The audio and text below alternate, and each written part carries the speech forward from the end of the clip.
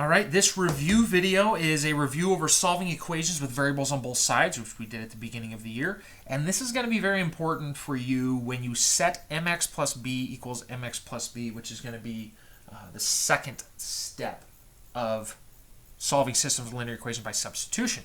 So, just as a refresher, solving equations with variables on both sides, we want to get the variables on one side, so the variable on one side. So we're going to do this.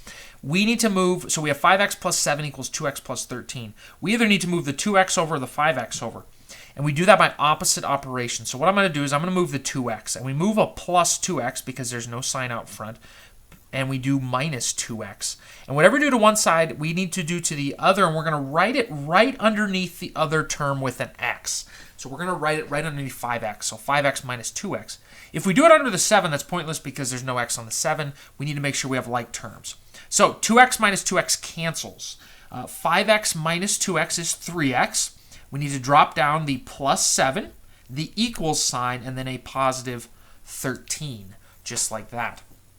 Now we terms with no variable on one side. Terms with no variable. And I'm abbreviating here. Terms with no variable on one side.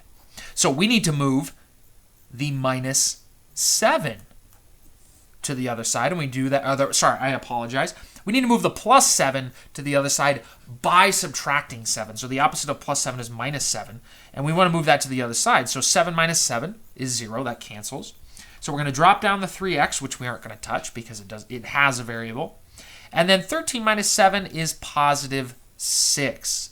Now we get x by itself. And we do this by dividing the term that's attached to x. So it's 3 times x. We want to divide by 3. Whatever we do to one side, we do to the other. So 3 divided by 3 is 1, which means it cancels out. We're left with x equals, and then 6 divided by 3, that's going to be positive 2. So that is a refresher on solving equations with variables on both sides. Now, you're going to see different equations, maybe different types. Maybe there's an equation where there's not a term with not a variable on one side, but the goal is the same. We get all of the variable terms on one side. Then we get the terms with no variables on the other side.